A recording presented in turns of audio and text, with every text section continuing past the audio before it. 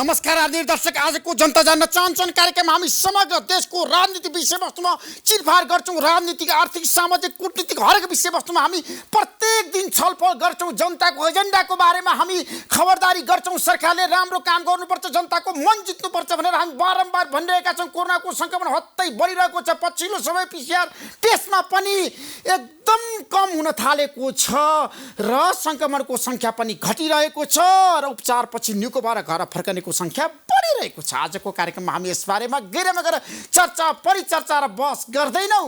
कोरोनाको सङ्क्रमणको कुरा गर्दाखेरि निजी अस्पतालमा पनि जताततै बिरामीहरू बिचल्लिए परेका छन्, उपचार पाएका छैनन्। बिरामीहरूले भनिरहेका छन् सरकारले निःशुल्क भने पनि उपचार किन भइरहेको छैन। यसबारेमा आज हामी चर्चा गर्दैनौँ। तपाईहरु सबैलाई थाहा छ, दशैंपछि यतिखेर चहलपहल बढेको छ। 5 दिनको बिदापछि सरकारी कार्यालयहरू पनि खुलेको छ र सडकमा पनि बिस्तारै जनताहरू यतिखेर चहलपहलमा आइरहेका छन् र भालाकुसारी गरिरहेका छन्। त्यसबारेमा पनि आजको कार्यक्रममा हामी गहिरोमा गएर चर्चा गर्दैनौँ। टिकाको कुरा गर्दाखेरि आज पनि आफन्तकहाँ गएर टिका लाउनेहरू सडकमा कमै देखे। यसपटकको दशैंमा सबैले घरभित्रै सीमित पारेर बसेर टिका लगाए।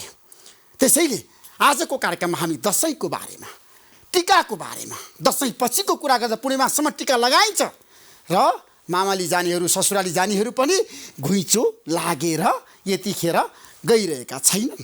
सार्वजनिक यातायातको कुरा गर्दाखेरि त्यहाँ पनि खाली छ। यसबारेमा पनि आज हामी चर्चा गर्दैनौँ। हामीसँग धेरै विषयवस्तु छ। आज नेपाल कम्युनिस्ट पार्टीको केन्द्रीय समितिको बैठक 1 महिनाको लागि पर सारिएको छ। कार्तिक 15 गतेबाट सुरु हुने भनेको केन्द्रीय समितिको बैठक किन हुन सकेन? कोरोनाको प्रकोपको कारणले, केन्द्रीय समितिको बैठकको एजेन्डा तय नभएको कारणले, पार्टी अध्यक्ष द्वय केपी शर्मा ओली र प्रचण्डको बीचमा सम्बन्ध बिग्रिएको कारणले, अथवा संवाद हुन नसकेको कारणले, अथवा बैठकको एजेन्डा किन दुवै अध्यक्ष बसेर तय गर्न सक्नु भएन त?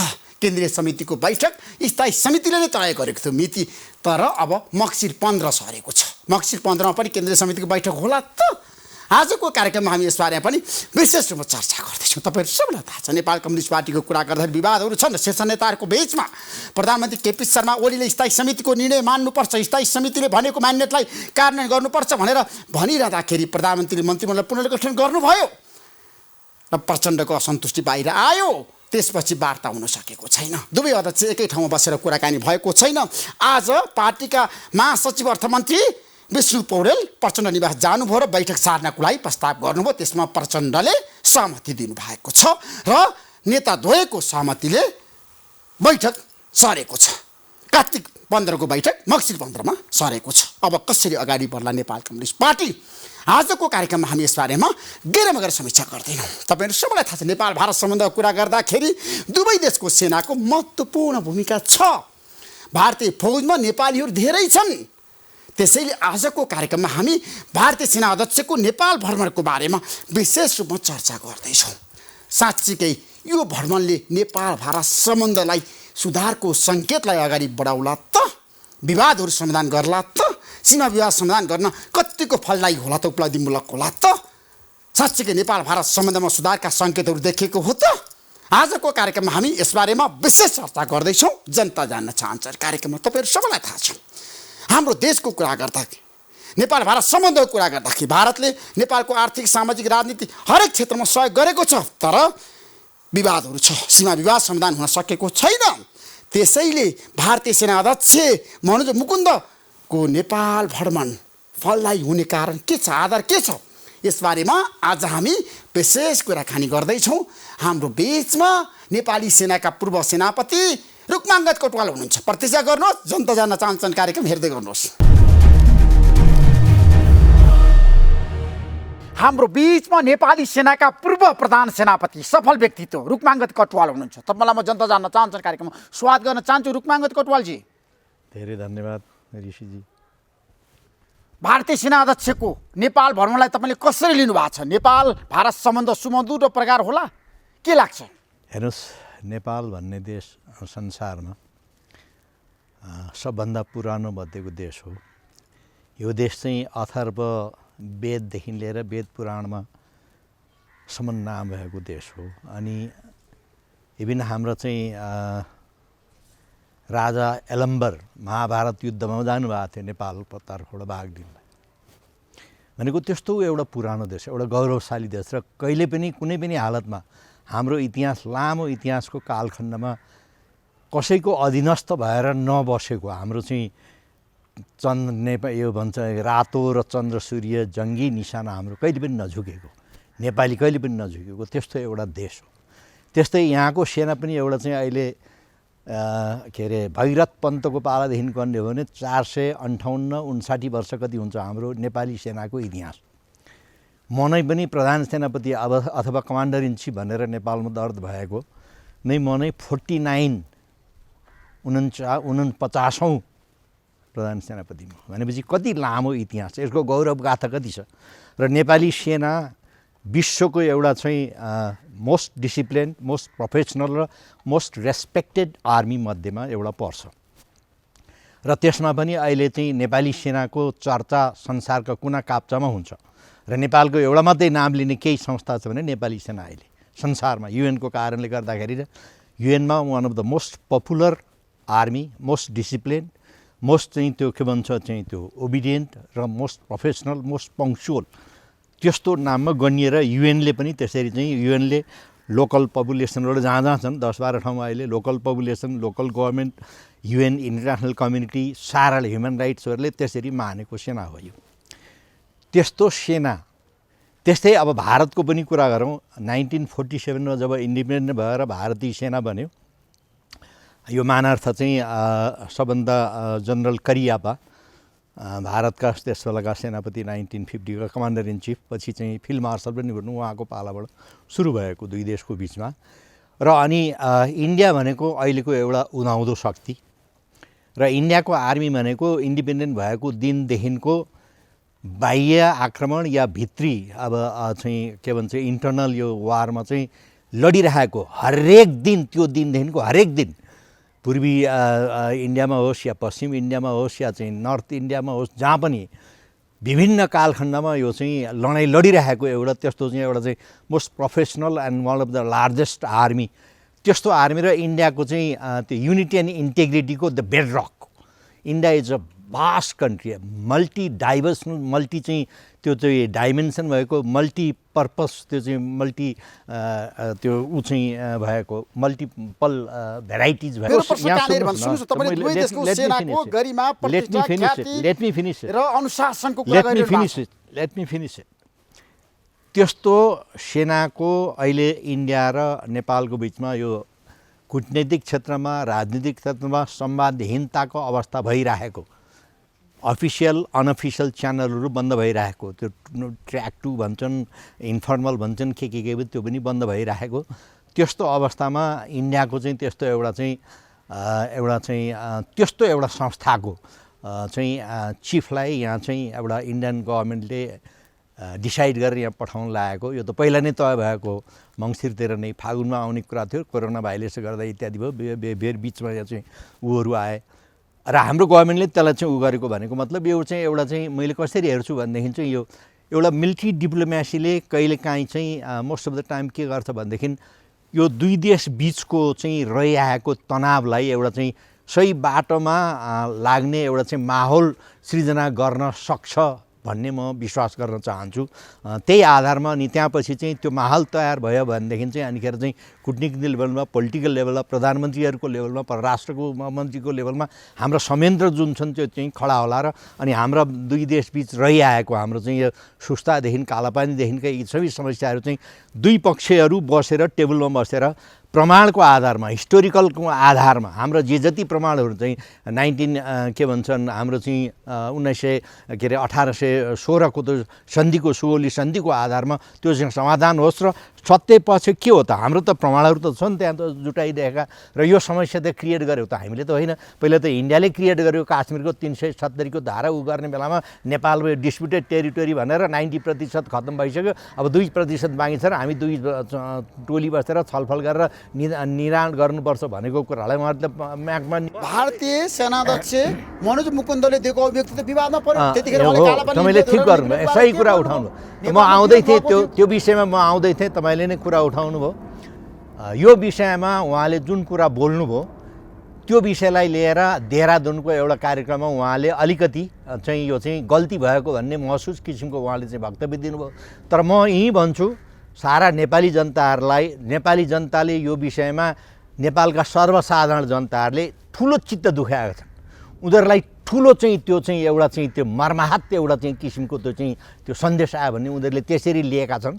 नेपालका नेताहरूले कोही कसैले कतापट्टि कहाँ के गर्लान्, तर समग्र नेपाली जनताले कुनै पनि हालतमा नेपालको शिर झिकाउने तवरबाट नेपालको राष्ट्रियताको सवालमा, सम्प्रभुताको सवालमा, यसको चाहिँ के भन्छ राष्ट्रिय अखण्डताको विषयमा कुनै पनि देशको उक्साहटमा कुनै पनि देशले यो गर भनेको भरमा गर्दैनन्। म एकदम ठोस पक्का विश्वासका साथ भन्छु, केही नेताहरूले गर्लान्, हाम्रा केही नेताहरूले, तर समग्र नेपाली जनताले कहिले पनि यसरी झुकेर अर्काको टेवामा आफूलाई मन लागेको कुरा नेपालको सन्दर्भमा दिल खोलेर कुरा गर्छन्। यो हाम्रो ऐतिहासिक प्रमाण। नेपाल र भारत सम्बन्धको कुरा गर्दाखेरि तपाईँले राम्रोसँग हेर्नु भएको छ, दुवै देशको सेनाको महत्त्वपूर्ण भूमिका छ भनेर तपाईँले सङ्केत पनि गर्नुभयो। सेना स्तरमा जसरी अहिले संवाद सुरु भएको छ नि त, नेपालका प्रधान सेनापति भारत जानुभयो, मानर्थ महारथी लिनुभयो उहाँले, त्यसै गरी भारतीय प्रधान सेनापति पनि आउँदै हुनुहुन्छ। मानर्थ महारथीको महत्त्व के हो, यो किन लिने, दुवै देशका सेनालाई किन चाहियो? भारत र नेपालको सम्बन्ध चाहिँ कस्तो छ भने अरू देशसँग दाँज्ने किसिमको सम्बन्ध छैन। यो चाहिँ भूगोलले नै यस्तो किसिमको एउटा चाहिँ सम्बन्ध त्यो के भन्छ डिक्टेट गरेको छ, जसलाई हामीले चाहेर पनि नचाहेर पनि तलमाथि गर्नै सक्दैनौँ। र नेपालको जियोग्राफीलाई हामीले राम्रोसँग अध्ययन गर्न सक्नुपर्दछ। र पृथ्वीनारायण शाहले भने बमोजिम हामीले चाहिँ अहिले पनि पृथ्वीनारायण शाहले भनेका दिव्य उपदेशमा भनेका हाम्रो चाहिँ परराष्ट्र नीतिहरू, हाम्रो चाहिँ इन्टर्नल नीतिहरू, हाम्रो चाहिँ अनेक किसिमका जुन नीतिहरू उहाँले चाहिँ कडा गर्नुभएको छ, त्यसै मध्येमा टेकेर हामीले तलमाथि गर्न सक्दैनौँ। त्यो परिमार्जित होला, परिमार्जित भएको होला अहिलेको अवस्थामा, तर मूल कुरा त्यो कहिले पनि तलमाथि भएको छैन। त्यसलाई हामीले मध्यनजर राख्नुपर्छ। र नेपालको सम्बन्ध हामीले दुईटा देश मात्रै हामीसँग सम्बन्ध छन्, त्यसमा पनि अब भौगोलिक कारणले गर्दाखेरि हाम्रो हरेक किसिमको मल्टिफेसेटेड, मल्टिपर्पज, मल्टिलेयर्ड सम्बन्ध छ इन्डियासँग हामीले।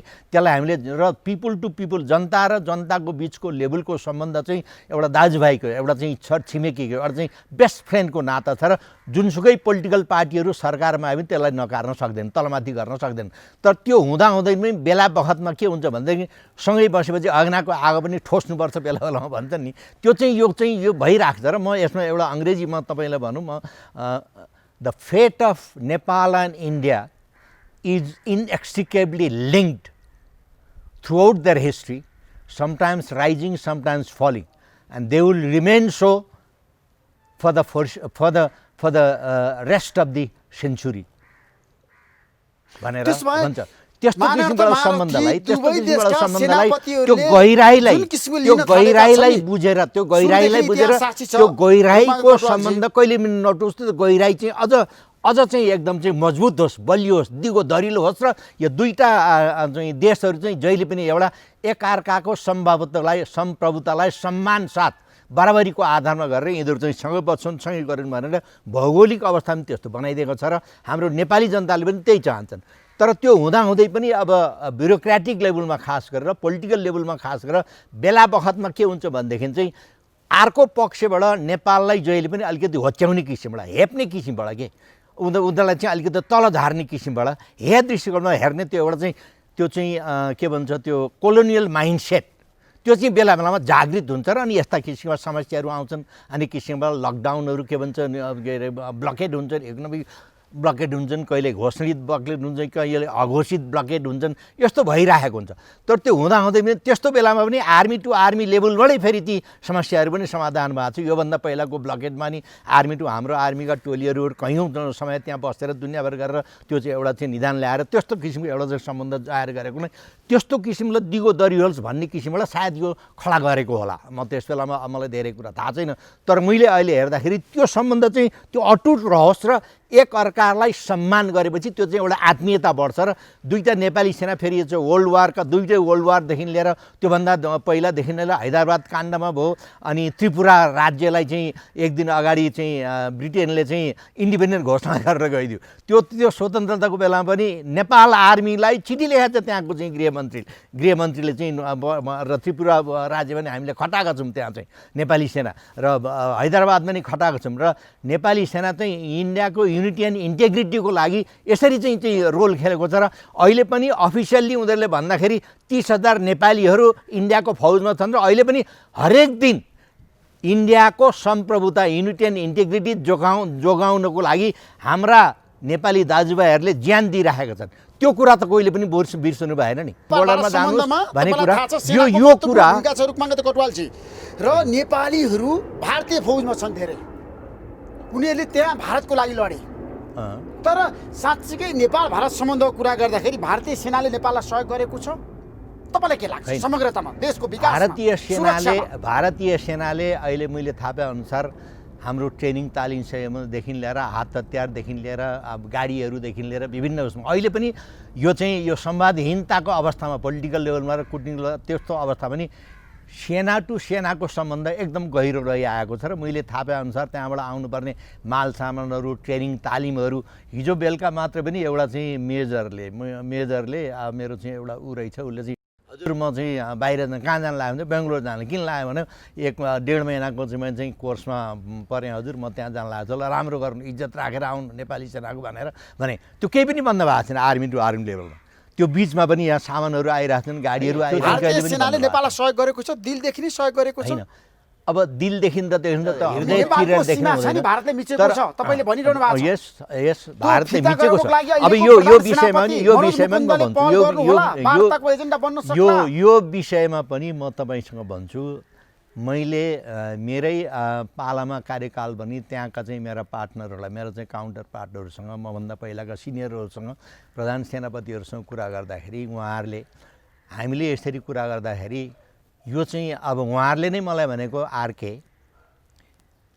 Few couples of kilometres of territory for vast country like India how does it matter but it matters for country like Nepal but then you got to convince tell your politicians to come to Delhi and talk to a politicians and convince them if they are convinced will push through but you must make sure that there should be no encroachment from the other side that's what a concern is make sure you do that and will push through भनेर त्यहाँका सेनापतिहरूले भनेको छ उनीहरूको त्यो छ तर decision त पोलिटिसियनहरूले बोल्छन् तर हाम्रो पोलिटिसियनहरूले त्यहाँ गएर एकदम खुला रूपमा गएर भन्न सक्नु पऱ्यो एउटा साथीभाइको नाताले दाजुभाइको नाताले होइन एउटा चाहिँ के भन्छ फ्रेन्डसिपको नाताले उहाँले टेबलमा यो कारणले हाम्रो यो हो र तिमीहरूलाई कुनै पनि हालतमा हाम्रो तर्फबाट तिमीहरूको इन्ट्रेस्टमा धक्का दिने काम हामी गर्न दिँदैनौँ भनेर त्यो विश्वास दिलाउन सक्नु पऱ्यो नि हैन यहाँ खालि पोलिटिकल कन्जम्सनको लागि होन पार्टी कन्जम्सनको लागि बोलेर मात्रै भएन त्यहाँ गएर त्यो क्षमता देखाउन सक्नु पऱ्यो त्यसको लागि चाहिँ सबै नेपालीहरूले एकजुट हुन सक्नु पऱ्यो र यो विषयमा मैले के भनेको छु भने यो खालि पोलिटिसियन अहिलेको अवस्थामा यो चाहिँ त्यसको इम्पोर्टेन्स जुन बढेर गयो एउटा साउथ एसियामा चाइना र इन्डियाको कारणले गर्दा चाइना र अमेरिकाको कारणले अहिलेको जुन द्वन्द्व किसिमको सृजना भइरहेको छ र इन्डिया र चाइनालाई कुनै पनि हालतमा मिल्न दिनु हुँदैन भन्ने पश्चिमाहरू जुन किसिमबाट लागिरहेका छन् र अनि त्यसमा चाहिँ ठुलो एउटा विवादको चाहिँ एउटा चाहिँ त्यो माहौल क्रिएट भइरहेको छ त्यो अवस्थामा अहिले नेपालीहरूले त्यो हाम्रो जमिन फिर्ता गर्नको लागि हरेक प्रमाणबाट हाम्रो चाहिँ सिद्ध हुन्छ त्यो हैन त्यो फिर्ता गर्नको लागि तपाईहरु जस्तो यहाँ सुन्नुस् न तपाईहरु जस्तो पत्रकार है मित्रहरू ब्युरोक्र्याट्सहरू छिमेकी देशका अरू चाहिँ साथीभाइहरू चाहिँ नाता गोता कुल कुटुम्बहरू पोलिटिकल पार्टीहरू पत्रकारहरू विज्ञहरू नागरिक समाजहरू पोलिटिसियन कुटनीतिज्ञहरू आर्मीका सबै मल्टिपल प्रोङबाट जानुपर्छ हामी मल्टिपल एप्रोच गर्नुपर्छ हामीले त्यो एउटाले मात्रै गरेर त्यो भयो भने उनीहरूलाई यो विश्वास दिलाउनु पर्यो कि उनीहरूको इन्ट्रेस्टमा कुनै पनि हालतमा हामी तलमाथि गर्न दिँदैनौँ त्यो विश्वास दिलाउन सक्नुपर्छ र यो टाइमको कुरा हो यो चाहिँ त्यो चाहिँ विश्वास दिलाउन सक्यो भनेदेखि त्यो चाहिँ आउन सक्छ तर त्यो विश्वास दिलाउन सक्ने खुबी हामीमा हुनु पर्यो राजनीतिक नेतृत्वले काम गर्न सकेन अब नेपाली सेना मैदानमा आउनुपर्छ भारतसँग वार्ता गर्नुपर्छ मध्यस्थता गर्नुपर्छ भन्ने पक्षमा रुकमाङ्ग कोटवाल पुग्नु भएको होइन, यो अनअफिसियल लेभलमा यो मिलिट्री डिप्लोमेसीको ठुलो महत्त्व हुन्छ अहिले पनि। जस्तै म तपाईँलाई एउटा सानो कुरा म चाहिँ सम्झाउँ कि अमेरिकामा यो चाहिँ 8वटा कमानहरू छन् क्यारे अहिले। त्यो 8वटा कमानको एउटा कमान्डरसँग, जस्तै इन्डो पेसिफिकको कमान्डरसँग त्यहाँको एउटा परराष्ट्रको एउटा विभागको भन्दा ठुलो बजेट हुन्छ मिलिट्री डिप्लोमेट। र ऊ जहाँ जान्छ हेड अफ द स्टेटदेखि लिएर हेड अफ द गभर्मेन्टदेखि लिएर उसले सारा त्यो डिप्लोमेटिक कुराहरू काम गर्छ। उसले उसको त्यत्रो महत्त्व हुन्छ मिलिट्री डिप्लोमेसीको। र अहिले नै हाम्रै सन्दर्भमा पनि यो मिलिट्री डिप्लोमेसीले एउटा माहौल बनाइदिने हो। उसले नै डिसिजन गर्ने, एउटा माहौल बनाइदिने हो, एउटा विश्वासको वातावरण सृजना गरिदिने। र त्यो विश्वासको वातावरण सृजना गर्नको लागि अब इन्डियाले पहिला त त्यहाँको प्रधान सेनापतिले के चाहिँ त्यो म्यान्डेट दिएर यो इस्युमा तैँले कुरा गर भनेर पठाएको हुन्छ। त्यसमा निर्भर गर्छ उनीहरूको रक्षा मन्त्रालय, उनीहरूको क्याबिनेट, त्यो सेक्युरिटी कमिटी अफ क्याबिनेटले के निर्णय गरेर प्रधानमन्त्रीले के भन्नुभएको छ यो इस्युको र यो कुरा उठा तैँले यो लेभलमा भनेर कुरा गरे हुन्छ। र हाम्रो सरकारले, हाम्रो प्रधानमन्त्रीज्यूले, हाम्रो प्रधान सेनापतिले के म्यान्डेट दिनुभएको छ, यो इस्यु तिमीले कुरा उठाउने भनेर त्यो एउटा माहौल खटाउनु। त्यो कस्तो किसिमको म्यान्डेट दिएको त त्यसमा निर्भर गर्छ। त्यो म्यान्डेट कुरा गर्दाखेरि अब उनीहरू कतिको फ्रेन्डली छन्, कतिको हिमचिम छ उनीहरूको, त्यो हिमचिमको आधार अरे भाइ यो त यस्तो हो नि त यार, यो हेर त भन्दा होइन यो त यस्तो हो भने त्यो एउटा फ्रेन्डली वातावरण गर्ने त्यो अवस्था सृजना हुन्छ कि हुँदैन। र त्यो चाहिँ यो चाहिँ कस्तो यो पनि हुन्छ, यो पनि हुन्छ। सेनापतिहरू सक्रिय हुनुपर्छ भन्ने तपाईँको भनाइ हो। म फिनिस गरौँ यसलाई अनि तपाईँ क्वेसन सोध्नु होला होइन। त्यस्तो किसिमको एउटा वातावरण, त्यो माहौल उनीहरू बिचमा त्यो हुन्छ कि हुँदैन। तर त्यसको साथसाथै म के भने it's a very dicey situation छ अहिले, भेरी डाइसी। त्यो यता पनि पल्टिन सक्छ, यता पनि पल्टिन्छ। यो त नारी छाम्ने काम पनि हो नि होइन। कसको नारी कसले कति छाम्ने होइन, त्यतातिर पनि हुन्छ। यसले चाहिँ एउटा नेगेटिभ पनि पैदा गर्न सक्छ। त्यस्तो अवस्था नआउनको लागि नेपालीहरूले एकदमै केयरफुल भएर, एकदम कसस भएर, एकदम चाहिँ के भन्छ साह्रै चाहिँ होसियार भएर यो सिचुएसनलाई ह्यान्डल गर्न सक्यो भने यसले पोजिटिभ रिजल्ट दिन सक्छ। मिलिट्री डिप्लोमेसी नेपालको लागि आवश्यक छ रुकमाङ्ग कटवालजी? नेपालको लागि मात्रै होइन, जुनसुकै संसारमा। तर आज नेपालले स्वीकारेको छैन। नेपालमा त पोलिटिकल लिडरै सफल छ नि, सरकारले सफल छ नि। मिलिट्री डिप्लोमेसी चाहिँ शर्मा ओलीले रको चिफलाई त्यो बोलाएर बालुवाटारमा भेट्नु भएको होइन। त्यो मिलिट्री डिप्लोमेसी पनि it's a part of the national diplomacy हो। It's a major part of the national diplomacy हो त्यो पनि एउटा होइन। अब तपाईँले चाहिँ रको चिफको कुरा गर्नुभयो। रको चिफको सम्बन्धमा पनि यदि म चाहिँ त्यो डिसाइडिङ त्यो अवस्था हुन्थ्यो भने म चाहिँ के गर्थेँ भने हो मलाई चाहिँ मेरो छिमेकी देशको एउटा चाहिँ डिसिसन मेकिङ लेभलको एउटा मान्छेले भेट्न खोजेको छ, म भेट्दैछु। र त्यो भेट्दाखेरि मेरो परराष्ट्रको फलानो सचिव बस्छ, मेरो चाहिँ नेगुबीको के भन्छ अनुसन्धान विभागको चिफ बसेर मैले यो कुरा गर्छु र यसरी कुरा गरेँ भनेर त्यो भनिदिएको भए लफडै हुँदैन थियो। भेट्नु त कुनै नराम्रो कुरा होइन, तर किन लुकाउने यसलाई, किन छक्याउने नेपाली जनतालाई, किन भन्नु नसक्ने? त्यहाँ सम्बन्धित मान्छे भने नि हाम्रो चिफ चाहिँ त्यहाँ गएर यो सबै कुराहरू एक्लै बसेर भेट्छन् कसैले होइन। त्यो त्यहाँ चाहिँ ठुलो गल्ती भएर त्यसैले चाहिँ नेपाली जनताहरू चाहिँ अहिले चाहिँ चित्त दुखाउने चाहिँ रिस उठाउने कुराहरू यो भयो। त्यस कारणले त्यस्तो गल्तीलाई त्यो त सच्याउनु भन्न सक्नु पऱ्यो नि आफ्नो नेपाली जनतालाई, आफ्नो भोटरलाई किन चाहिँ कुरा लुकाउने? दुवै देशको सम्बन्ध सुधार्नको लागि प्रधानमन्त्रीले पहल गर्दा हुँदैन? यो एकदम देश र जनताको हित तपाईँले होइन, ठिक कुरा, एकदम नेपालको हुनुपर्ने त त्यही नै हो, नपाउने हुनुपर्ने एकदम त्यही नै हो, त्यही लेभलबाट हुनुपर्ने हो। तर त्यो लेभलहरूबाट हुन सकेन भन्ने कुरा हाम्रो एम्बेसीबाट हुन सकेन। हाम्रो एम्बेसीले कयौँ पटक कोसिस गर्यो, परराष्ट्र मन्त्रालय कयौँ पटक चिठी लेख्यो, नोटहरू लेखे, उ गरे, इन्डियाले त्यसको वास्तै गरेन, धोती लगाइदियो भने पनि हुन्छ। अब यो शब्द अलिकति नराम्रो, धोती लगाइदियो होइन। त्यो भएको हुनाले यो वातावरण हुँदा अब त तर हामी जस्तोसुकै अवस्थामा जसको इमोसनमा आउने होइन, इम्पल्समा आउने होइन, हामीले हाम्रो व्यवहारिकतालाई हेर्नु पर्यो। हाम्रो स्वार्थ केमा निहित छ?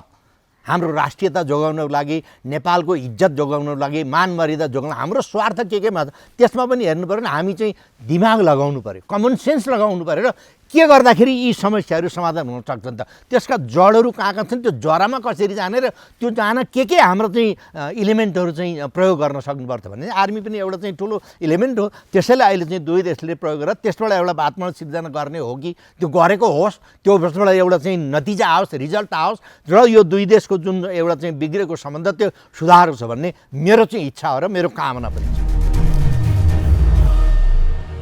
दुवै देशका प्रधान सेनापतिहरू वार्ताको टेबलमा बस्दाखेरि सीमा विवाद समाधानको लागि उपायहरू निकाल्न सक्नुहुन्छ? एजेन्डा उहाँले बन्न सक्छ। चाहनु हो भने उहाँले चाहनु हो भनेदेखि र सरकारले यदि त्यो म्यान्डेट दिएको छ भने उहाँले गर्न सक्नुपर्छ, गर्नुहुन्छ भन्ने मेरो विश्वास हो। र त्यो साथसाथै उनीहरूले त्यहाँ के वार्ता भए त्यो वार्ता गभर्मेन्टसँगले दिएको म्यान्डेट अनुसार त्यो वार्ता गरेर गभर्मेन्टलाई गएर उनीहरूले यो कारण हामीले यस्तै कुरा गरेर त्यो एउटा दुईवटा त्यो यस्तो राम्रो सम्बन्ध बनोस् र तिनीहरूले त्यो कुरालाई आफ्नो पोलिटिसियनहरूलाई गएर विश्वास दिलाउन सक्छ। तपाईँले चिनेको नेपालका प्रधान सेनापति पूर्णचन्द्र थापामा त्यो किसिमको क्षमता छ भारतीय सेनाध्यक्षलाई कन्भिन्स गर्न सक्ने? होइन, त्यो किसिमको क्षमता छ भनेर नै नेपाली सेनाको प्रधान सेनापति बनाएको उहाँलाई। त्यो गरेपछि थाहा हुन्छ, यो नपरुन्जेल थाहा हुँदैन। परिसकेपछि कसले कस्तो चिज गर्छ पहिला नै निधारमा यसले यो गर्न सक्छ भनेर त लेखा हुन्छ। लिडरसिप खुबी भने त परेपछि त्यो जुन गरेर देखाउँछ नि त्यो बेलामा थाहा हुन्छ कि त्यो कतिको खुबी छ त्यो मान्छेमा भनेर। त्यो नेपालका प्रधान सेनापति पूर्णचन्द्र थापाको बारेमा बताउनुहोस् त। उहाँ सफल मान्छे हो, योग्य मान्छे हो। सफल नभएको भएदेखि प्रधान सेनापति कसरी हुनुहुन्छ? सफल नभएको भएदेखि प्रधान सेनापति कसरी हुनुहुन्छ? तर म तपाईँलाई यसमा एउटा कुरा भनौँ, रुटिन कुराहरू जुनसुकै अवस्थामा जसले पनि एनी टम डिक एन्ड ह्यारीले गर्छन्, रामे श्यामे चामेले गर्छ, रुटिन कुराहरू जो भए पनि गर्छ। तब जब राष्ट्रिय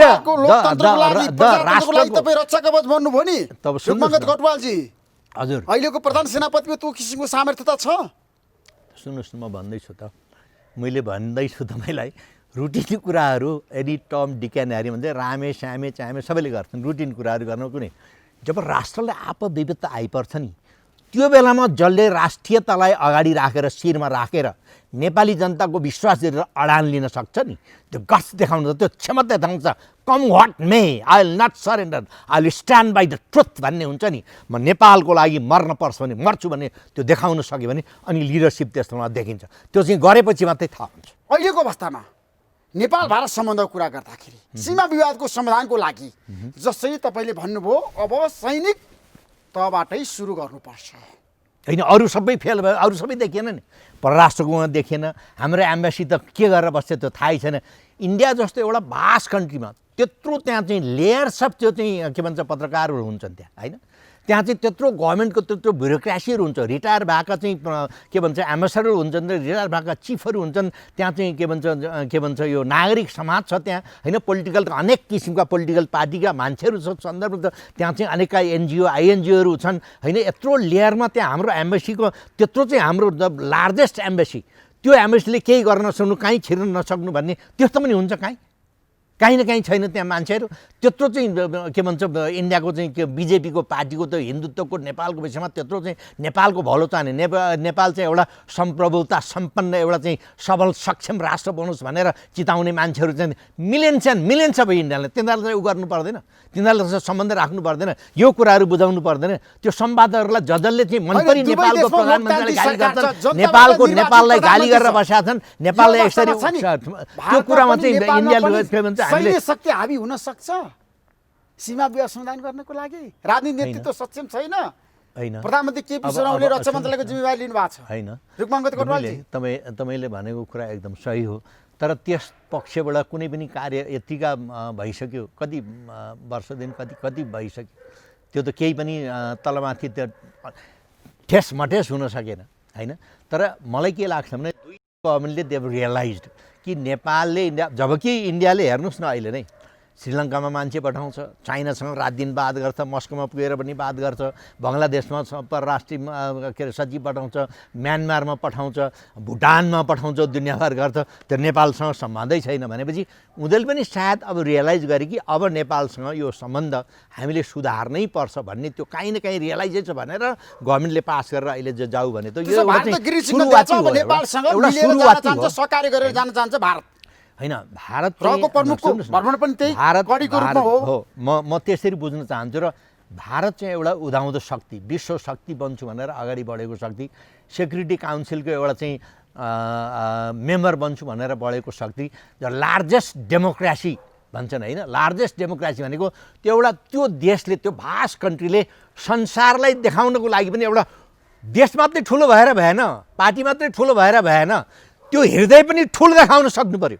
आफ्ना साना छिमेकीहरूलाई पनि दाजुभाइको ए भाइ तँलाई यस्तो मार गर्ने म छु नि भन्न सक्नु पऱ्यो। त्योहरू यति पनि गर्नु, तँलाई मद्दत गर्छु म, है तेरो इज्जत धान्छु भने तेरो इज्जतमा तलमाथि गर्दिनँ म तेरो एक चिम्टी जग्गा पनि म लिन्न तँलाई फिर्ता दिन्छु भन्न सक्नु त्यो आँट त्यो क्षमता देखाउन सक्यो भने अनि विश्वले वाह भारत वाह लार्जेस्ट डेमोक्रेसी भन्छ त्यो अवस्था हो अहिले नेपाली जनता राष्ट्रियताको लागि कोहीसँग पनि सम्झौता गर्न तयार छैन गर्दैन न भारत कुनै पनि हालतमा भारतले कुनै पनि जमिन पनि लिएको छ, हालतमा। चीनले पनि नेपालको भूभागीकरण गरेको छ तर मान्छेहरू बोल्दैनन् यहाँ तपाईँ होइन, राम्रो चीनको कुरा छ तपाईँले अस्ति तपाईँले उठाउनु भयो म आउँदै थिएँ अब सरकारले त्यहाँ गएर त्यो जाँच्ने टोली त्यो 11 नम्बरको पिलर हुम्लाको नर्दन पार्टको त्यो हराएको विषयमा त्यत्रो गरेर त्यो टोली त्यहाँ गएर त्यो ऊ नै नदिकने परराष्ट्र मन्त्रीज्यूले चाइनाले हाम्रो बोर्डरै बिच्या छैन उहाँ छैन भनिदिनु भयो त्यो पछि यहाँनिर टोलीले ल भेटाए यहाँमा भन्यो भने त्यो पछि हाम्रो जीवनबहादुर शाही हो क्यारे जीवनबहादुर शाही नेपाली काउन्सिल गरेर यति मेच्यो चाहिँ यति चाहिँ भन्यो त्यो बेलामा कोही बोल्दैन भनेपछि त्यहाँ चाहिँ यस्तो किसिमको कन्फ्लिक्ट आएको छ नि हामीले अनि हेप्दैनन् मान्छेले हामीलाई किन हेप्छन् छिमेकीहरूले विश्व जगतले हामीलाई किन हेप्छ किन विश्वास गर्दैन हाम्रो नेताहरूलाई आज यस्तै कारणले गर्दाखेरि किन हाम्रो एउटा पोलिटिकल नीति पनि भएन हाम्रो त राष्ट्रिय मूलनीति भन्ने चिज पनि छैन होइन हरेक नेता आयो हरेक नेता हरेक मन्त्रीको तहमा चाहिँ यो चाहिँ पोलिटिकल हुन्छ continuity of continuity of policy भन्ने चिज हुँदैन अनिखेरि हाम्रो यस्तै भडखाडामा पर्दै जान्छ र अनि हामीले विश्वास गर्दैन हामीलाई ट्रस्ट डिफिसिट ट्रस्ट गर्ने कुरामा हामीले दिल्लीमा गएर जे बोल्छौँ बेजिङमा जे बोल्छौँ त्यो कुरा यहीँ आएर हामीले गर्न सक्नुपर्छ हामीले गर्न नसक्ने कुरा त्यहाँ बोल्नु पनि भने यो कारणले म गर्न सक्दिनँ भनेर आँखा जुदाएर कुरा गर्न सक्नु पऱ्यो गर्न सक्ने कुरा म गर्छु भनेपछि यहाँ आएर गर्नु पर्यो अनि विश्वास हुन्छ नि मान्छेले त्यो विश्वास टुटिसकेपछि उनीहरूको आफ्नो स्वार्थ त सार्दैनन् अनि हामी चाहिँ अनि डुब्दै गएको कारण अहिले यही होइन रुक्माङ्ग कोटवालजी त्यसपछि राजनीतिक नेतृत्व भारतसँग संवाद गरेर नेपालको भूभाग फिर्ता ल्याउन असफल भयो अब नेपाली सेनाले मात्रै गर्न सक्छ अहिले हेर्दाखेरि ठ्याक्कै भन्नुहोस् सिधा प्रश्नको सिधा उत्तर दिनुहोस् तपाईँ होइन तपाईँले भन्नुभएको कुरा अहिले हेर्दाखेरि यो सबै संयन्त्रहरू हाम्रो चाहिँ एक्टिभ हुन सकेनन् तिनीहरूले नजिक ल्याउन सकेनन् अनि त्यसैबाट मेरो चाहिँ आशा चाहिँ के हो भनेदेखि चाहिँ यो दुईटा सेनापतिहरू बसेर यसबाट सरकारले दिएको म्यान्डेट अनुसार एउटा विश्वासको वातावरण खडा गर्न सकुन् र अनि एउटा नतिजा ल्याओस् र यी हाम्रा भएका समस्याहरू समाधान हुन् र फेरि दुईटा देशहरू एउटा आफ्नो आफ्नो चाहिँ एउटा चाहिँ सम्प्रभुता जोगाएर एकअर्कालाई मद्दत गरेर विश्व जगतमा चम्क्युन् भन्ने मेरो एउटा उद्देश्य हो मेरो एउटा आशा हो त्यो नेपालको विकास र समृद्धिमा भारतको पनि ठुलो सहयोग छ एकदम हुन्छ हुनु पनि पर्छ र हामीलाई चाहिएको पनि 2007 सालदेखि अहिलेसम्म भारतले धेरै सहयोग गरेको छ तर नेपालमा भारत विरोधी गतिविधि भइरहेछ भने उनीहरूको निष्कर्ष छ नि त्यो भारत विरोधी किन हुन्छ त भने मेन कारण त्यहाँकै ब्युरोक्रेसीले त्यहाँकै केही नेताहरूले गर्दाखेरि नेपालमा यो भारतप्रतिको विरोध यसरी जन्मेको कारण हो कहिलेकाहीँ यसै जब नेपाली जनताले के अरे चाहिँ पेट्रोल पाउँदैन डिजेल पाउँदैन ग्यास पाउँदैन बोर्डरबाट उता गएर केही चिज खरिद गर्न यहाँ पाउँदैन यहाँ आएर चाहिँ मनपरी हुन्छन् उनीहरूले आएर त्यहाँ कहिले यो गर कहिले ऊ नगर भन्छ अनि नेपाली जनता अनि उनीहरूले अल्टरनेटिभ खोज्दैनन् त्यो कुरालाई मध्यनजर राखेर अब कोर करेक्सन गर्न पर्यो है भनेर सायद यो कुराहरू उनीहरूले चाहिँ सुरु गरेको होला जस्तो लाग्छ त्यसभए राजनीतिक नेतृत्व दुवै देशको मौन रहिरहेको बेलामा रहेको प्रमुखको काठमाडौँ भ्रमण त्यसपछि भारतीय सेना रक्षको नेपाल भ्रमणले के सङ्केत गर्छ अब सुरक्षा निकायहरू सक्रिय भए दुवै देशको समस्याको समाधान गर्नको लागि समाधान गर्नको लागि मैले हेर्दाखेरि सुरक्षा निकाय मात्रै होइन हरेक क्षेत्रहरू एक्टिभ हुनुपर्छ हरेक क्षेत्र मैले अघि नै भने नि यो समस्या समाधान गर्नको लागि India is a vast country त्यो उसमा चाहिँ हामी सबैलाई मैले अघि नै भने नि यो मल्टिलेयर्ड मल्टिफ्यासेटेड यो चाहिँ मल्टी प्रोङ त्यो उसमा हामी जानुपर्छ तपाईँ जानुपर्छ म जानुपर्छ पोलिटिकल नेताहरू युनिफर्म लाउने मान्छेहरू पत्रकारहरू सामाजिक संस्थाका मान्छेहरू एनजिओहरू या चाहिँ नागरिक समाजका अगुवारी सबै लागेर इन्डियाका हाम्रा साथीभाइ मित्रहरूलाई भन्नु पऱ्यो हेर बाबु यो जग्गा हाम्रो हो तर हामी ग्यारेन्टी गर्छौँ कि उताबाट हामी केही हुन दिँदैनौँ त भने त्यो ग्यारेन्टी दिनु उनीहरूलाई त्यो विश्वास दिनु उनीहरूको नेताहरूलाई त्यहाँका जनताहरूले त्यहाँका हरेक क्षेत्रका मान्छेहरू उनीहरूलाई चाहिँ भन्नु पर्यो नेपालको राष्ट्रिय सुरक्षामा भारतको चासो किन बढिरहेछ के कारणले बढिरहेछ होइन भारतको चासो या इन्डियाको चासो या अमेरिका चासो भन्नु स्वाभाविक एउटा त नेपालको चाहिँ यो चाहिँ जियो पोलिटिकल लोकेसन एउटा हाम्रो यस्तो अवस्थामा छ नि नेपाल यो चाहिँ यो चाहिँ साउथ एसिया होइन नेपाल चाहिँ हरेक ऐतिहासिक कालदेखि नै हरेक क्षेत्रबाट यो चाहिँ एसिया र यो चाहिँ के भन्छ यो एसियाको एउटा मुटु हो नेपाल भनेको एसियाको मुटु हो नेपाल भनेको र नेपालमा विभिन्न चाहिँ सम्पत्तिहरू छन् कि नेचरले दिएको त्यो सम्पत्तिहरूलाई कसरी हात पार्ने होला नि हैन मान्छेको उद्देश्य त्यही होला नि हैन तर त्यसलाई मध्यनजर राखेर हामीले पोलिसी निर्धारण गर्नु पर्यो र सम्पूर्ण नेपालीहरूको यस्तो राष्ट्रिय इन्ट्रेस्टमा स्वार्थमा हाम्रो एक आवाज हुनु पर्यो एउटा मन्त्रीको एउटा मन्त्रीको एउटा नेताको त्यस्तो पनि हुन्छ प्रधानमन्त्री परराष्ट्र मन्त्रीजीले एउटा कुरा चाइनाले जो बोर्डरै मिचाएको थिएन भन्छ अर्को नेताको कहाँ यति बोर्डर मिचाएको छ अब हेर अब अनि खेल्ने ठाउँ पाएन अब कसको कुरा पत्याउने नेपाली जनताले अथवा हाम्रो छिमेकीले कसको चाहिँ कुरा पत्याउने सच्चाइ चाहिँ के हो त त्यो सच्चाइ चाहिँ बाहिर आउनु पर्यो यस्तो सन्दर्भमा नेपाली जनताको विश्वास जितेर नेताहरू एक ठाउँमा उभिन सक्नु पर्यो इन्डियामा जस्तै इन्डियाका जुनसुकै पार्टीको सरकार त्यहाँ खडा भए पनि काश्मीरको पोलिसी श्रीलङ्का या भुटान या नेपालको पोलिसी चेन्ज गर्छन् हुँदैन कुनै पनि हालतमा चेन्ज गर्दैन त्यो राष्ट्रिय नीति हो त्यो त्यसमा तर हाम्रो त एउटा एउटा प्रधानमन्त्री भयो एउटा नीति एउटा परराष्ट्र मन्त्री एउटा नीति त्यस्तो भए पनि हुन्छ तर उनीहरूले आफ्नो स्वार्थ चलाउँदैन उनीहरूको आफ्नो नीति हुन्छ हैन त्यही कारणले गर्दाखेरि हामी तल पर्ने कारण नै यही हो हाम्रो त्यो कुरा विचार गरेर हाम्रो यी नेताहरू एक ठाउँमा बसेर हाम्रो नीति के हो त्यो तय गर्न सक्नु पर्यो हाम्रो भूगोललाई राम्रोसँग चाहिँ के भन्छ व्यवस्थापन गर्नु छ भने राम्रोसँग बुझ्न सक्नु पर्यो सरकारको निर्देशनमा चलाएको छ नेपाली सेना हैन नेपाली सेना मात्र हैन डेमोक्रेटिक कन्ट्रीमा सेना भनेको गभर्नमेन्टको एउटा इन्टेग्रल पार्ट हो त्यो चल्नुपर्छ तर म के भन्छु भने यसमा पोलिटिकल पार्टी गभर्नमेन्ट त फेरिरहन्छ नेताहरू त फेरिरहन्छ नि हाम्रो त पोलिटिकल सिस्टमै त्यही हुन्छ डेमोक्रेसीमा हैन तर एउटा नीति हुन्छ त्यो नीति भनेको हाम्रो संविधान हो त्यो संविधान अनुसार बनेको आर्मी एक्ट छ त्यो आर्मी एक्ट अनुसारको आदेश पालना गर्ने हो सेनाले त्यो आर्मी एक्ट त्योभन्दा बाहिरको कुरा आयो भनेदेखि सरी सर यो कुरा हुन सक्दैन यो आर्मी एक्टको विरुद्ध हुन्छ भनेर भन्न सक्दैन र त्यो काम गर्दाखेरि नेपाली जनताको चित्त दुखाउँछ नेपाली जनताको स्वार्थमा आघात पर्छ देशलाई आघात पर्छ अथवा हाम्रो नेपाली सेनाको इन्स्टिट्युसनल के भन्छ आघात पर्छ त्यो इन्स्टिट्युसनमाथि चाहिँ आघात पर्छ र नेपाली जनताको आस्था र भरोसा टुट्छ भनेदेखि सर म यो गर्दिनँ हामी गर्न मिल्दैन यो कारणले हामी गर्न सक्दैनौँ अरू प्रधानमन्त्रीले भनेको नेपाली सेनाले मान्नु पर्दैन त उसको दायित्व र जिम्मेवारी होइन मान्नुपर्छ तर त्यो मान्ने आधार के हो भने आर्मी एक्ट हो संविधान हो त्यो संविधान अनुसारको आदेश हुनु पर्यो अथवा नेपाली सेनाले यार ल यो व्यापार गर भन्ने यो होइन ठेकापट्टा फलानलाई दिए भन्ने होइन यो ठेकापट्टा गरेर यसलाई गरेर यसलाई दिनुहोस् भन्ने फलाना प्रमोसन दिनु भने त्यो चाहिँ मान्नु हुँदैन नेपाली सेना त्यो मान्यो भने नेपाली सेनाको जुन आस्था र विश्वासको धरोहर र संवैधानिक कुराहरू छ त्यो चाहिँ नष्ट हुन्छ भ्रष्टाचारीहरूको अखाडा बन्यो नेपाली सेना किन जस्टिफाई गर्नुहोस् पूर्व सेनापति रुकमाङ्ग कटवालजी त्यस्तो भ्रष्टाचार भएको छ भने दोषी प्रमाणसहित काम होइन बाहिर आएको छैन सेनामा भ्रष्टाचार भयो भनेर त्यही भ्रष्टाचार भयो भनेदेखि त्यसको भनेर मात्रै भएन त्यसको प्रमाण जुटाएर त्यो भ्रष्टाचार गर्ने मान्छे चाहिँ कारबाही गर्नु पर्यो कानुनअनुसार कारबाही गर्नु पर्यो त सेनामा त कारबाही हुँदैन नि त जसले भ्रष्टाचार गरेको अहिलेसम्म अहिले पनि बेपत्ता कारबाही भइरहेको छ तर खालि पत्रिकामा आए जस्तो हिसाबले चाहिँ तपाईँले चाहे जस्तो हिसाब त्यो त इन्स्टिट्युसनल इन्ट्रेस्ट हेरेर उसले कारबाही गर्ने हो नि कारबाही भइरहेको छ नि मेरै पालामा नि त्यो चाहिँ भर्ना छनौट गर्ने करेलदेखि लिएर कतिका जागिर गए मेरै पालामा मेरो चाहिँ म चाहिँ एउटा बोर्डमा बसेर एउटा चाहिँ प्रधान सेनापतिमा लाइनमा बसेको मेजर जनरल विशिष्ट व्यक्तिलाई हामीले चाहिँ 5-6 वर्ष चाहिँ कैद हाल्यौँ तर पछि सरकारले छुटाएर घरमा राखिदियो त हाम्रो कारण भएन त्यो हैन नेपाली सेनामा कारबाही हुन्छ नेपाली सेनामा त्यो तथ्य प्रुफ भयो भने कारबाही हुन्छ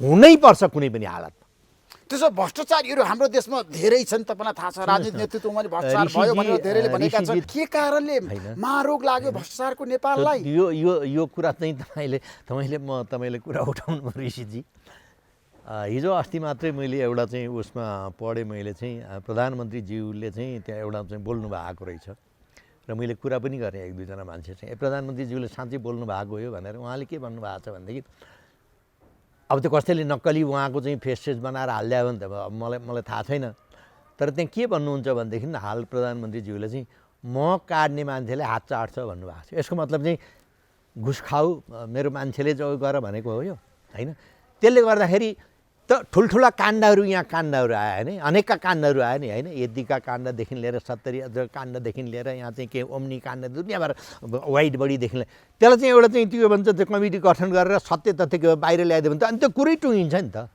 त्यो नगरिकन होइन फलानले गरेकै छैन भन्यो भनेदेखि नेचुरली तपाईँले विश्वास गर्नुहुन्न कसैले पनि विश्वास गर्दैन त्यो अहिले कुरा भएको त त्यो हो नि होइन फलानले अब उहाँले भनेको कुरा चाहिँ भक्सपकमा आइरहेको छ यति हजार यति लाख यति करोड माग्यो भनेर त गरेकै छैन भनेपछि जनताले विश्वास गर्छन् त त्यो कुरा त त्यो गर्दा त निजान भइहाल्छ नि होइन। अहिले नै बाबुरामजीले उठाउनु भएको छ 9 अरबको कुरा उठाउनु भएको छ।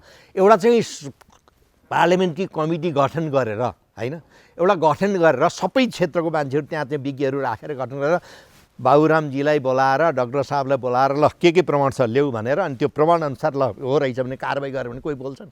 अब त्यो चाहिँ त्यो कमिटी पनि गठन नगर्ने, मैले कहाँ भनेको छ, हामीले कहाँ गरेको छ, त्यसै बोल्न पाइन्न भन्ने एउटा, अर्को त होइन गरेको छ मसँग प्रुफ छ पाए बेलामा देखाउँछु भनेर अनि जनताले विश्वास गर्छन्। नेपाली सेनाले अब नेपालको राजनीतिमा हात हाल्ने बेला भयो। सेनाले कहिले पनि राजनीतिमा हात हाल्दैन, हाल्नु हुँदैन। नेपाली सेनालाई राजनीतिमा हात हाल भनेर कैयौँपल्ट भनेको छु। अब भयो, पुग्यो, ल ठिक गर्नु पर्यो, देश डुब्यो, खतम हुन लाग्यो, जनता साह्रै चाहिँ के भन्छ होइन सेनाले देश बचाउनु पर्यो भन्नेहरू पनि छन् नि। अनसनै गरे नि त्यो भद्रकालीमा गएर। मेरै पालामा नै मैले किताबमा लेखेको छु नि, मेरो किताबमा कसैले आइ भनेको छ, मैले पहिला 50-60 हजार मान्छे ठाउँ ठाउँमा निकालिदिनुहोस् न, मैले चोक चोकमा निकालिदिनुहोस् न, चाबेल चोकमा निकाल्नुहोस्, बालजी चोकमा निकाल्नुहोस्, थामकोट चोकमा निकाल्नुहोस्, भानेश्वर चोकमा निकाल्नुहोस् होइन, त्यो चाहिँ पृथ्वी चोकमा बसन्तपुरमा निकाल्नुहोस् न भने केही नलाएपछि हामीले 5-6 हजार मान्छे आएर शशी बनमार ढुङ्गामुढा गरिदिनुहोस् नि त, झ्याल फुटाइदिनुहोस् 2-4, अनि बिबिसी र सिएनएले देख्छ, अनि के गर्नुपर्छ म गर्छु।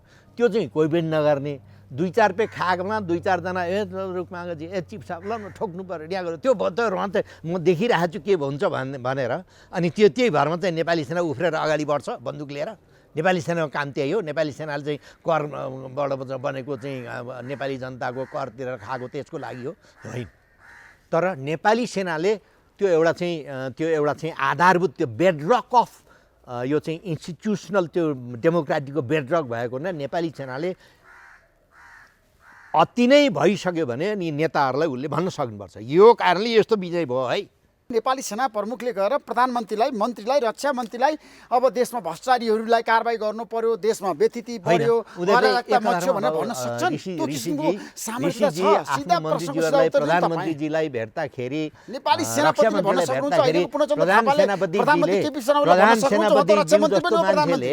बाहिर यसरी चाहिँ एकदमै के भन्छ नराम्रो उहरू आइरहेछ, यस्तो कुरामा तपाईँहरूले यसरी कारबाही गर्नु भने प्रजातान्त्रिक पद्धतिलाई तपाईँहरूलाई राम्रो हुन्छ भनेर त्यो भन्न सक्यो। यो भयो, यसलाई निदान गर्नु पर्यो, यसले राम्रो गर्दैन, देशलाई राम्रो गर्दैन, इन्टरनेसनल छवि हाम्रो खत्तम भयो। अब हाम्रो चाहिँ के भन्छ परराष्ट्र नीति यति सफल उति सफल भन्छौँ, चाइनिज बोर्डरमा हेर्नुहोस् हाम्रो चाहिँ ट्रकहरू, हजारौँ ट्रकहरू लाइन लाएर बसेको 6 महिना 7 महिना भइसक्यो, माल सामान खत्तम भइसक्यो। एउटा बोर्डरबाट गएर अर्को बोर्डरबाट पस्नलाई चाहिँ त्यहाँ सामान बाँड्नलाई चाहिँ चाइनाले त्यो दिँदैन होइन। त्यहाँको चाहिँ बसेका हाम्रो चाहिँ के भन्छ के अरे एम्बेसडर साहबले एउटा देशमा बस्दा अर्को देशलाई मनपाली गाली गर्छन्, तर त्यो बोर्डर खुलाउने कुरामा केही गर्न देखाउँदैन। त्यस्तै इन्डियामा त्यस्तै हाम्रो अहिलेदेखि यत्रो चाहिँ समस्या छ इन्डियामा हाम्रो चाहिँ। अनि हाम्रो परराष्ट्र नीति सफल भएको छ, यस्तो भएको छ, यहाँ गरेका छन्। युरोपियन युनियनले हाम्रो प्लेनलाई जान दिँदैन, अनि चाहिँ दुनियाँभर भएको छ भने हामीले गफ गर्ने, अनि कसले पत्याउँछ हामीलाई? यस्तो नपत्याउने कुराहरू गर्न भएन। हामी गिरेको कारणै यही हो के, हामी यसरी गिर्नु भएन।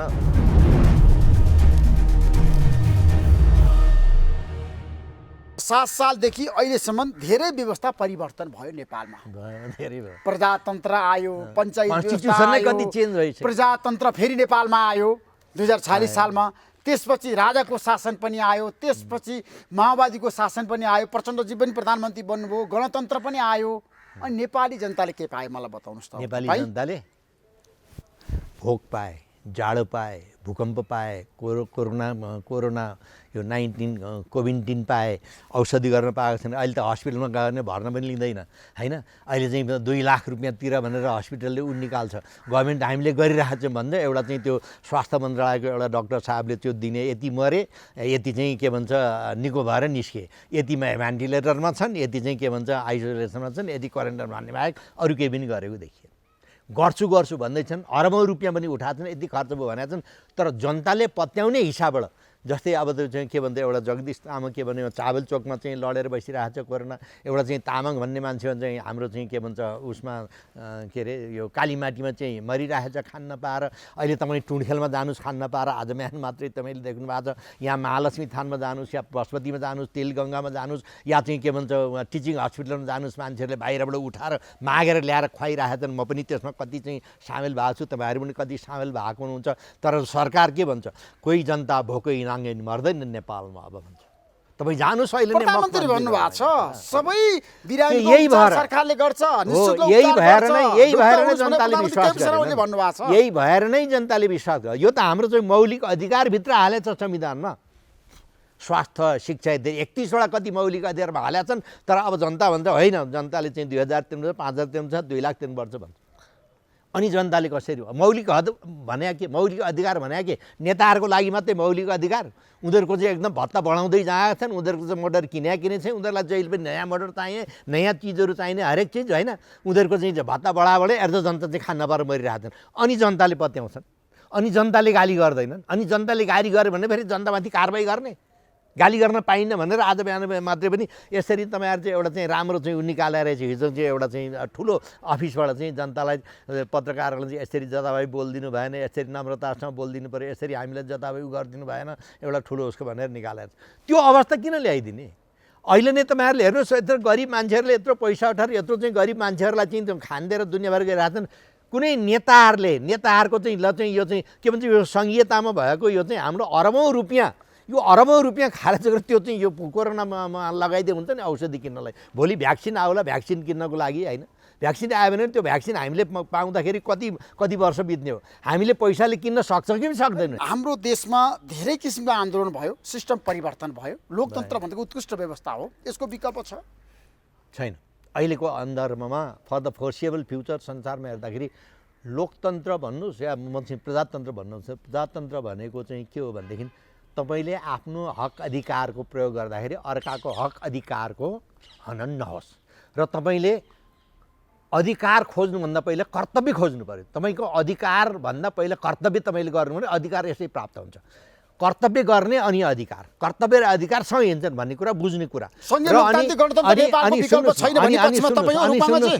प्रजातान्त्रिक पद्धति भनेको ट्रस्ट गभर्नमेन्टलाई गभर्न पिपुलले जनताले ट्रस्ट गर्ने सरकारले जनतालाई ट्रस्ट गर्ने त्यस्तो व्यवस्थालाई प्रजातान्त्रिक व्यवस्था भन्छ त्यसमा अहिले अब नेपालमा सैन्य व्यवस्था आउन सक्दैन सेनाले कु गर्ने सम्भावना छैन आउन सक्दैन भनेर त भन्न सक्दिनँ त्यस्तो अवस्था नआओस् भन्ने चाहन्छु म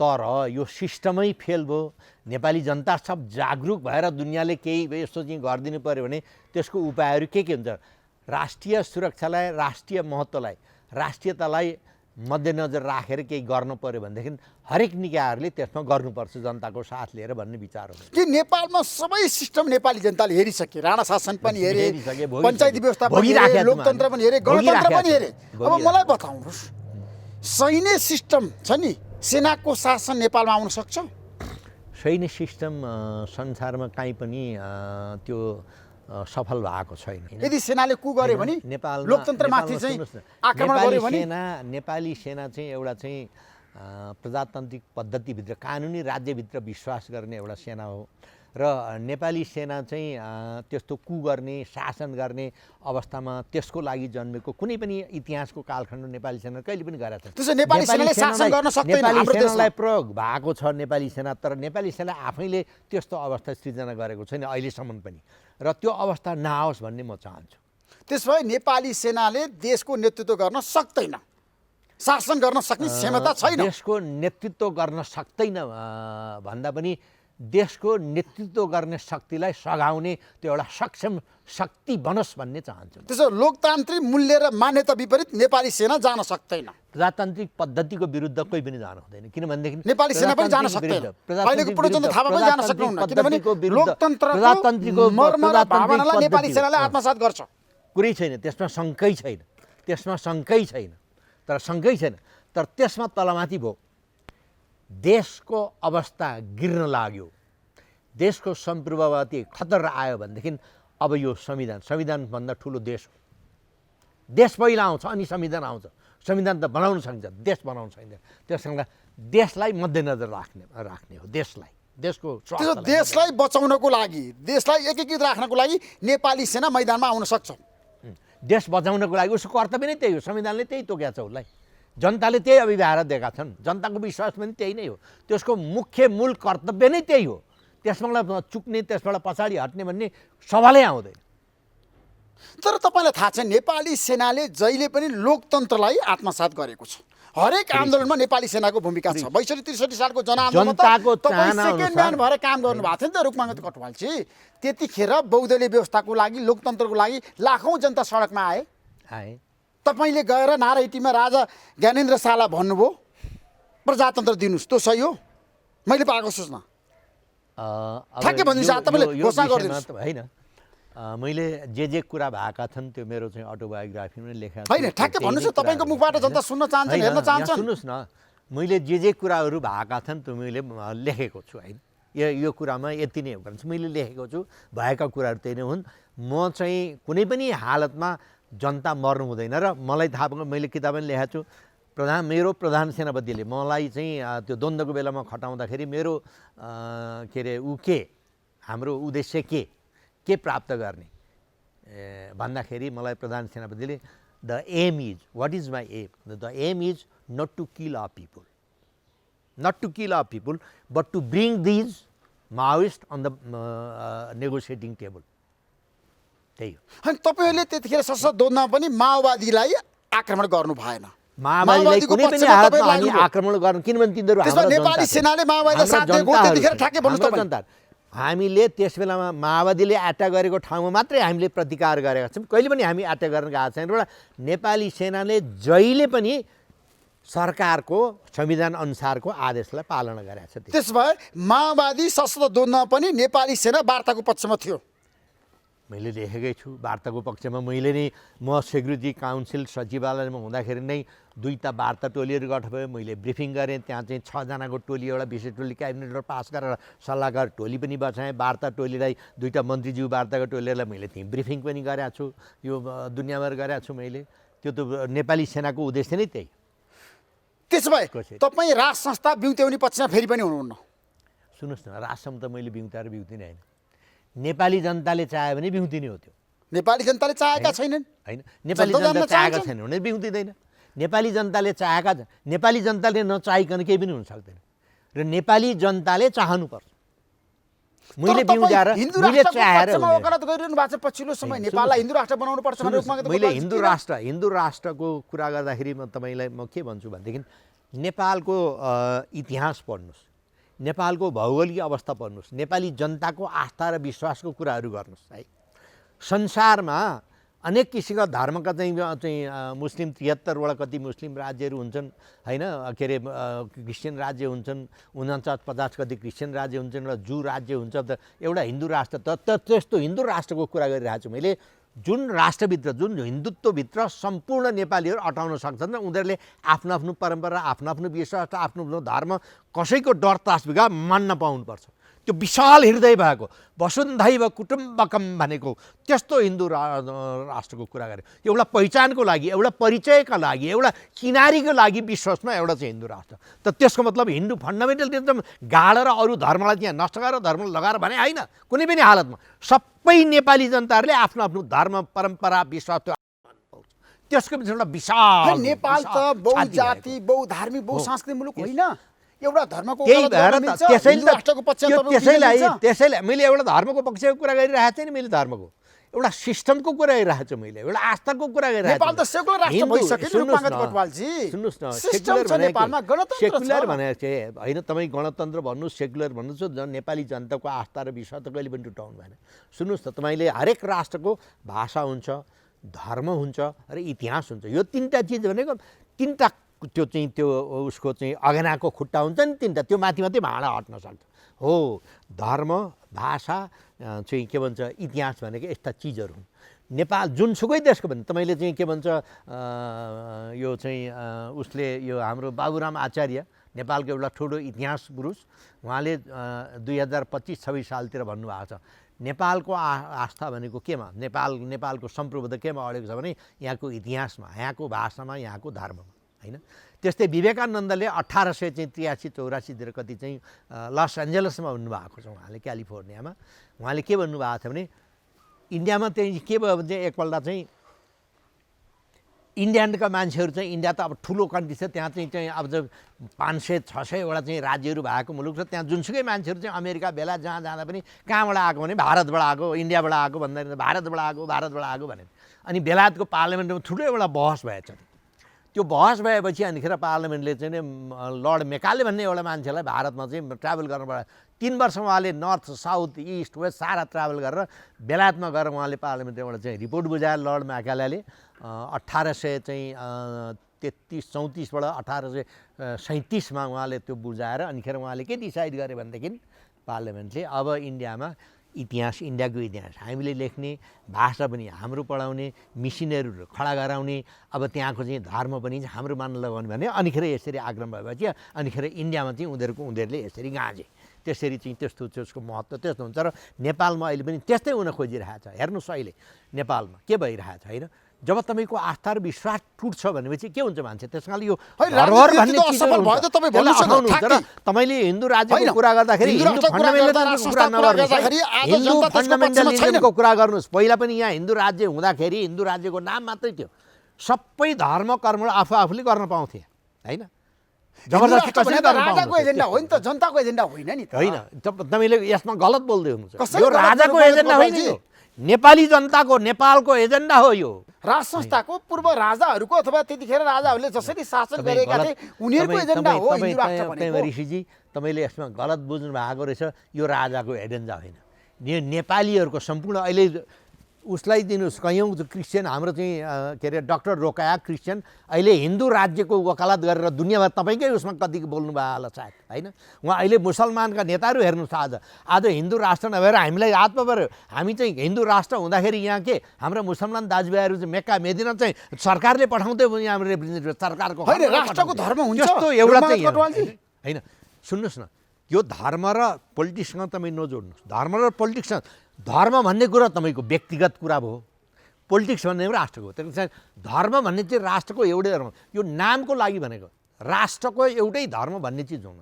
नेपाल जस्तो देशमा पनि फेरि त्यसमाथि पनि, होइन। त्यस कारण हिन्दू धर्म, त्यो हिन्दू धर्मलाई मान भनेको त्यो हिन्दू धर्म जो धर्म होइन, यो it's a way of life. यो लाइफको सिस्टम हो, यो जगत चलाउने सिस्टम हो, यो धर्म होइन यो, होइन। हिन्दू धर्मको वेद पुराण लेख्दा कहाँ त धर्म थियो नेपालमा? क्रिस्चियनिटी थियो त्यहाँ, मुस्लिम थियो त्यहाँ, बुद्धिस्ट थियो त्यहाँ, होइन। यो चाहिँ हजार वर्ष पहिलाखेरि वेदको पुराण हुँदाखेरि यहाँ चाहिँ काहीँ धर्म थियो संसारमा? थिएन नि। त्यो वे अफ लाइफ हो, त्यसरी हेर्नुपर्छ। अहिले दलीय व्यवस्थाको विकल्प छैन, दलहरू सफल भयो भने तपाईँको भनाइ हो? सफल हो कि विफल भयो तपाईँले रात दिन भनिराख्नु भएको छ। तपाईँले अघि नै भन्नुभयो दलहरू फेल भयो कि आर्मीले गर्नेमा तपाईँले भन्नुभयो। अब यसमा मेरो आन्सर के खोज्नुहुन्छ तपाईँले आफैले भनिसक्नुभयो। त्यसो भए देशको लागि दलीय व्यवस्था असफल भयो भने मेरो प्रश्न त्यहाँनिर हो तपाईँलाई।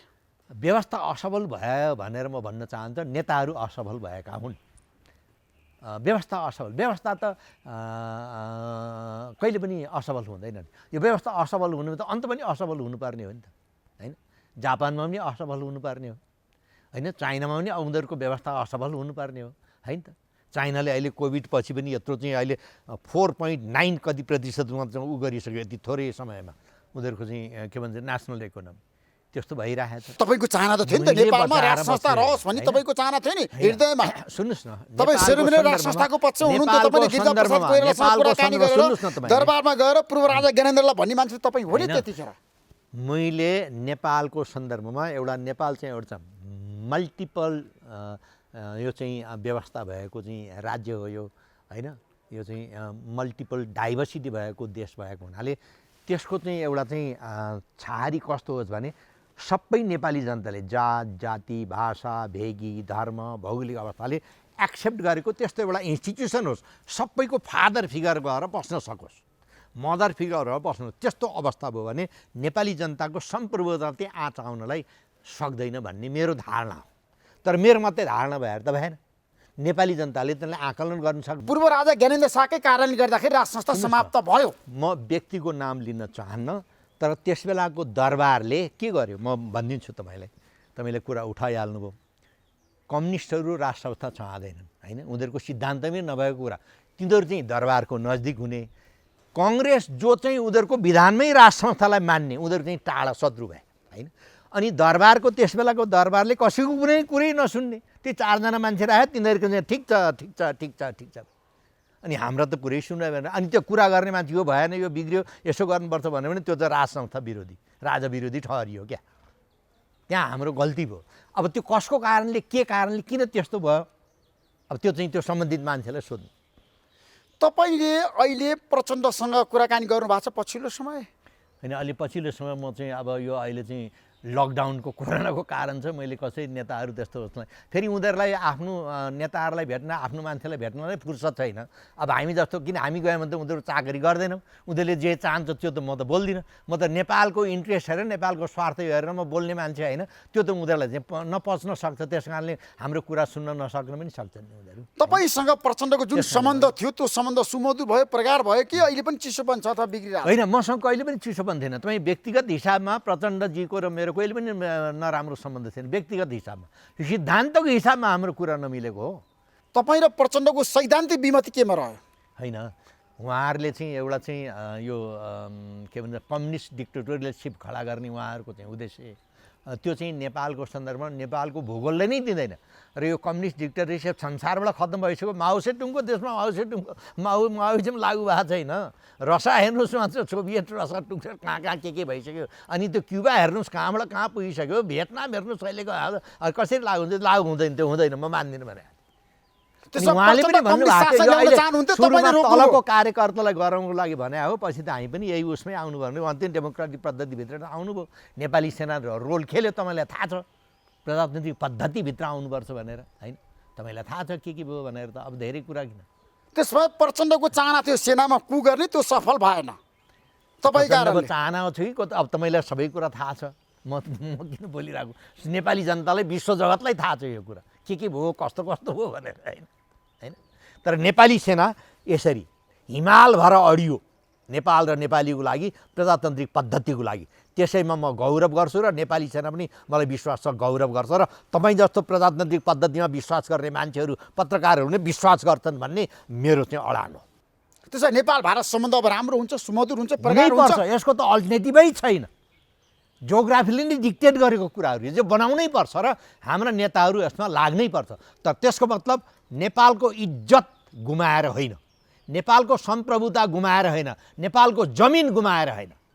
त्यसो भारतीय सेना अध्यक्षको नेपाल भ्रमणपछि सम्बन्धले नयाँ बाटो तय गर्छ, आइस ब्रेक हुन्छ, माइलस्टोन हुन्छ। तय गरोस्, माइलस्टोन होस्, यो आइस ब्रेक होस् भन्ने मेरो ठुलो चाहना हो र म विश्वास गर्न चाहन्छु। Thank you so much Rookmangud कटुवालजी। Thank you. महत्त्वपूर्ण समय दिनुभयो, तपाईँलाई म धेरै धेरै धन्यवाद दिन चाहन्छु। धेरै धन्यवाद तपाईँलाई।